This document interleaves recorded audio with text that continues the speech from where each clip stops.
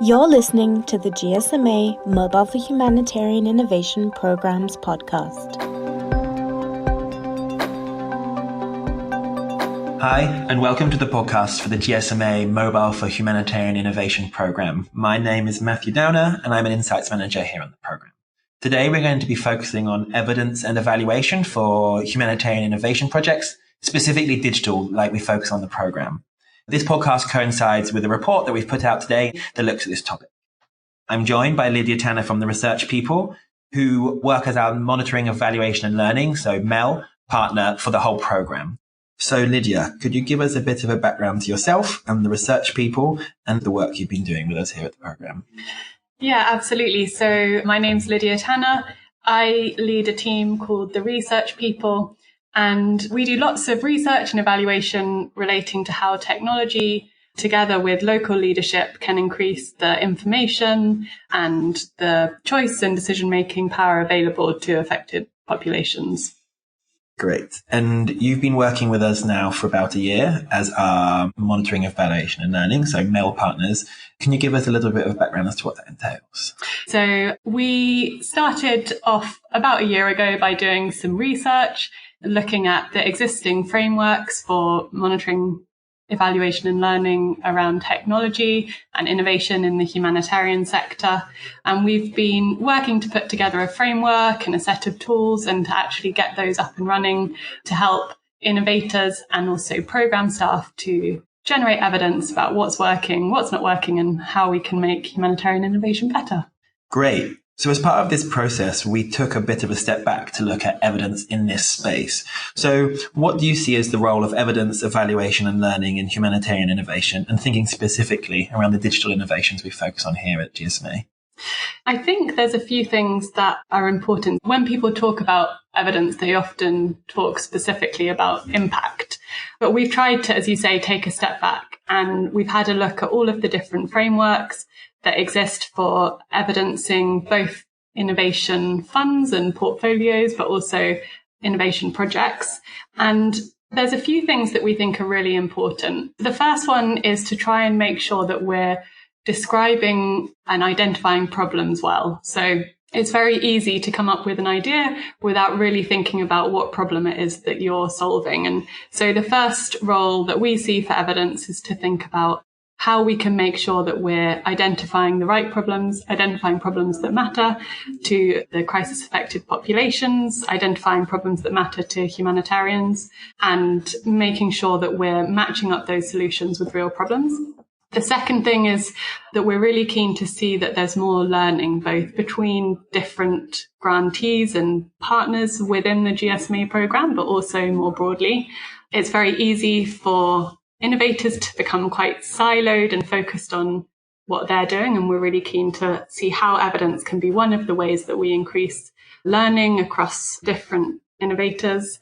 And obviously you referred specifically to thinking about digital innovation, and it's still quite early days in terms of implementing digital innovations within the humanitarian sector. So we want to make sure that we're learning about some of the benefits, but also the unintended consequences of technology within humanitarian settings. Great, thank you. And you mentioned the focus on impact and how everyone's looking to tell a success story. And as you said, digital innovation is quite nascent. So how do you think innovators can be using evidence to kind of look at the success of their innovation, seeing as it's quite early doors? Yeah, so I think the first thing to remember is that there are lots of different ways that innovations can grow and different ways that they might get funded, different revenue streams. So not all innovations will focus primarily on donor-funded models, although many will.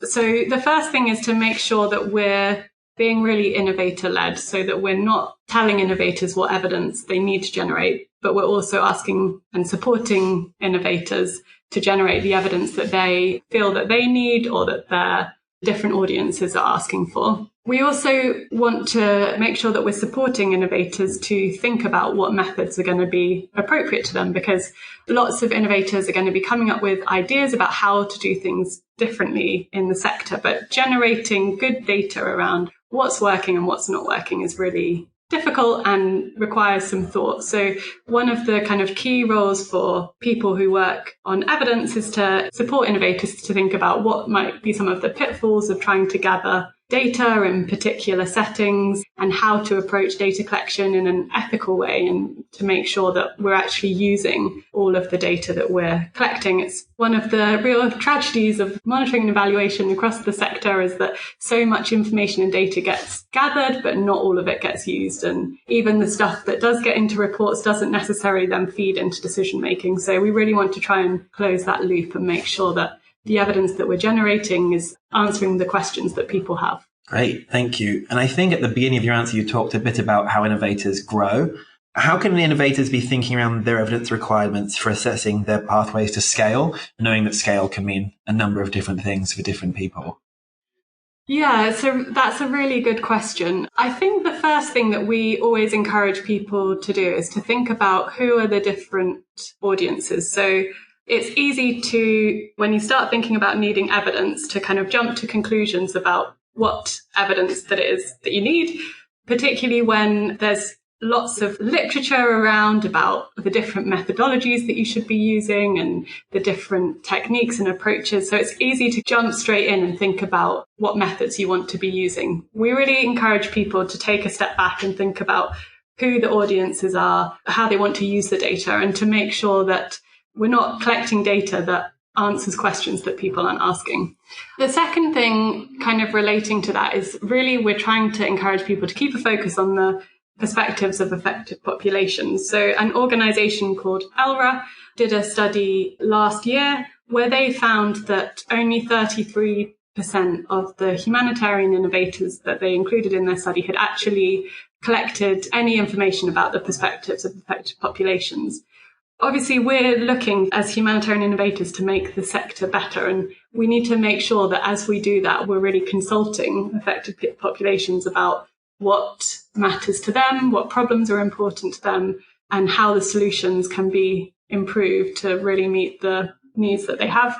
We also want to encourage people to think beyond just impact. So while impact, having an understanding of the effect of your innovation is really important, there are other things that we want to encourage innovators to think about and to generate evidence for as well. So that might include evidence that you're solving an important problem. It might include evidence that the idea that you've come up with is better than some of the other existing solutions. But it might also include evidence that you have the partnerships that you need in order to implement the solution. So really thinking a bit more broadly, not just about impact, but also about the other questions that you need to answer. As you said earlier, throughout this process of working together, we've looked at a number of different frameworks and approaches to evidence and evaluation with innovation in the humanitarian sector and looked at how it might be taken forward. So could you give a bit of an outline how the research people in GSMA have thought about moving this topic forward? Yeah, absolutely. So I think the first thing to say is that this is still quite a nascent field. And so while there are a few different frameworks and approaches that have been put forward specifically for humanitarian innovation, there isn't much consensus yet across the board for how this should be done. And so different donors have taken different approaches, different funders and different implementing organisations have also taken different approaches. So we've looked at those, but we've also looked at some of the more traditional frameworks that exist for providing monitoring and evaluation for humanitarian programmes in general. And we've also taken a bit of a look at some of the approaches that exist outside of the humanitarian sector too. There's a few challenges, I guess, that we came up against when we looked at those frameworks and how appropriate they were for providing evidence around humanitarian innovation. We've put together a brief report that outlines some of those alongside a framework that we're proposing within the GSMA programme, which we'd really encourage you to take a look at.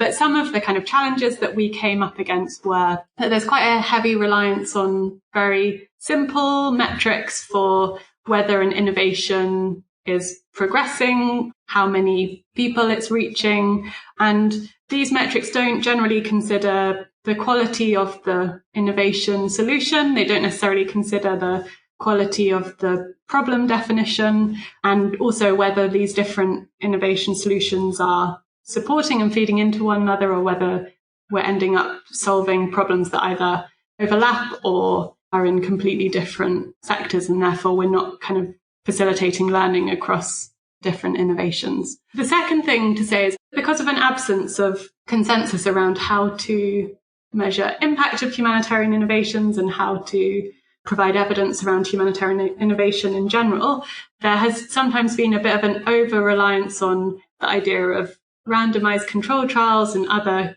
what are called kind of experimental methodologies as approaches for demonstrating impact. And while these do have value for some innovations, in particular contexts, they can be very difficult to implement within humanitarian settings. There can be ethical challenges around implementing them with some humanitarian solutions. And so we really felt that it was important to look more broadly at what impact means when we're looking at a humanitarian innovation. One other thing that we touch on is that there are a lot of assumptions around what it means to scale an innovation, but not very much guidance around really how to do that and what the different pathways to scaling are coming through from donors and funders.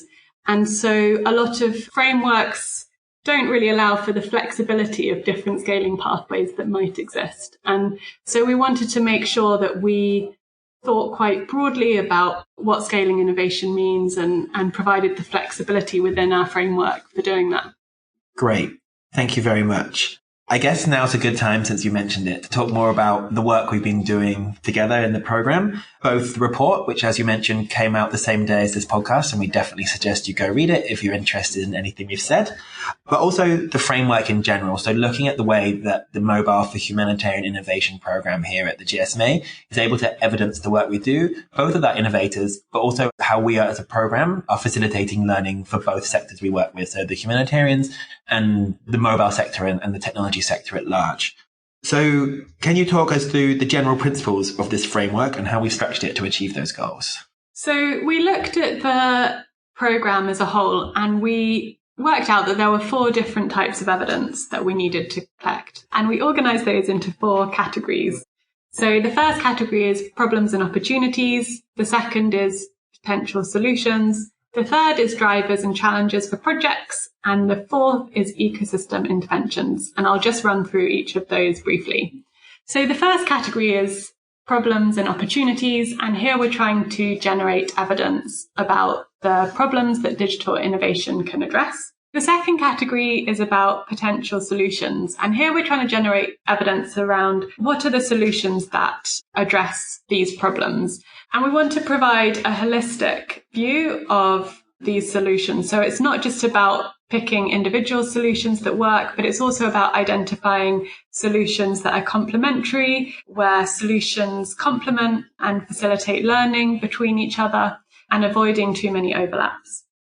The third category is looking at the drivers and challenges for projects. And this is about generating evidence about what factors help a project to succeed, what factors present challenges for projects being implemented, and therefore where there might be ways that funders can intervene and support projects. And that takes us on to the final category, which is about the systematic barriers to innovation. And here we want to generate evidence about the interventions that can be delivered in order to help overcome some of those systematic barriers, which might be regulatory, it might be to do with funding, but they're the things that we see coming up again and again across lots of different projects in lots of different contexts. So obviously, across the 4 categories, we're talking about a lot of different types of evidence. As such, there's a lot of different tools that we've put together for this framework. Do you think there's maybe 1 or 2 that are quite interesting in the way that we've approached the innovations?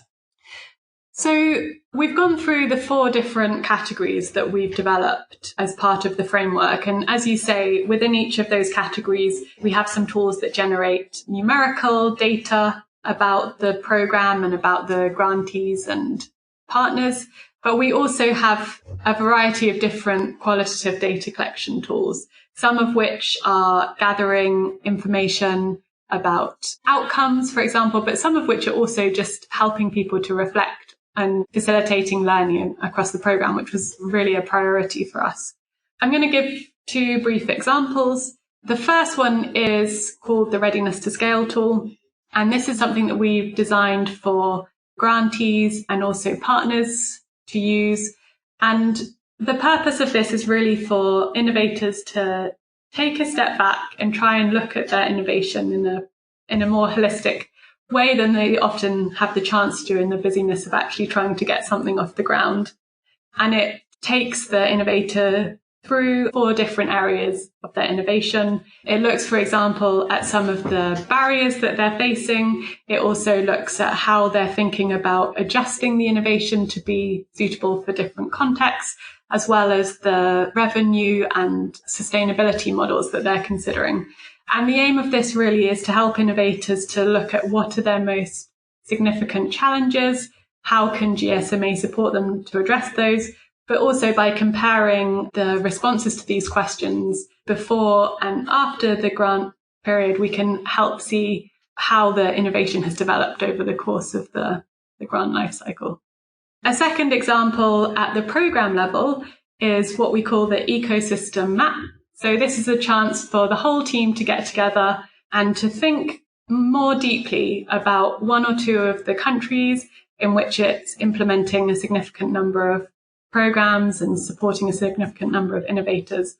And the purpose here is to really look at how the innovation ecosystem is changing within that country. What are the ways that GSMA is currently engaged? Who are the key organizations that it's partnering with? And to kind of plan for the future and think about how it wants to take a step forward. So all the tools that we've put together that are quite formalized all focus on the team here in the GSMA offices or the innovators' headquarters, and they're less focused on the perspectives of users. But as you said earlier on, a key focus of ours has been around allowing innovators to choose their own evidence as required, and also to really solicit the views of the people who are being affected by these innovations, the service users, the beneficiaries where we've proven positive impact. And so I guess interesting to point out that alongside all these tools, we've made available a budget for all of our innovators to define their own evaluation or evidence projects, where we always encourage them to go into the communities they're serving and find out how they're doing. And this can be both at the beginning of a project to understand how it might be tailored, or as we're going through, or even towards the end to really understand the experiences. So the framework we've put together has really looked for a kind of top and tail approach towards evidence and driving the change that we pointed out earlier about where some of the frameworks were perhaps a little bit behind the curve.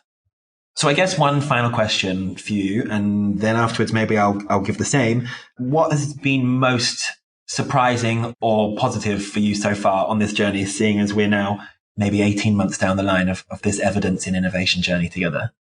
So I think the thing that I've enjoyed the most is facilitating different parts of the team to come together. What's really exciting about this program is that there's lots of insights being generated through the research, through all of the different grantee projects that are being funded, through some of the strategic partnerships that are being brought together. And what's quite exciting for me is seeing the potential power of a learning framework to enable people to share ideas and have new ideas about how to make a program stronger and how to facilitate more connections between different people who are trying to innovate in this area.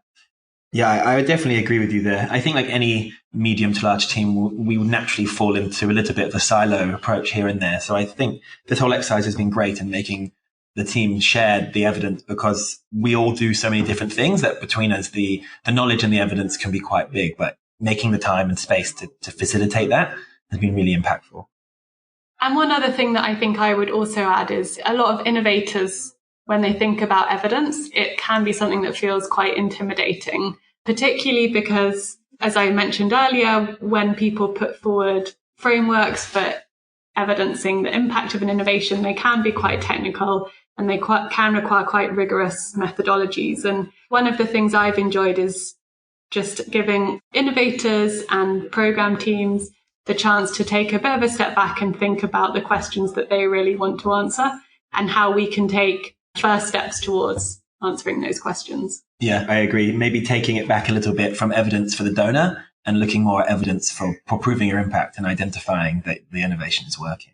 And I think for me, what's been great, and maybe to steal a little bit of your point from earlier, is that we've moved also away from these purely number impact figures. And we're looking very much at qualitative approaches and storytelling. And as with all kinds of these innovations, until you reach scale, it can be hard to see the quantitative impact, but the qualitative storytelling of innovation and the journeys we've been on and the way that technology is facilitating positive change amongst disaster affected communities has been a really great way just to see our program and move away from ticking boxes. So thanks for coming in today, Lydia. It's been a really interesting conversation. To remind listeners, today we also put out a report on this very topic, and it covers everything we've discussed, and it lays out the framework and the tools that we're using here at the GSMA M4H program to look at our evidence.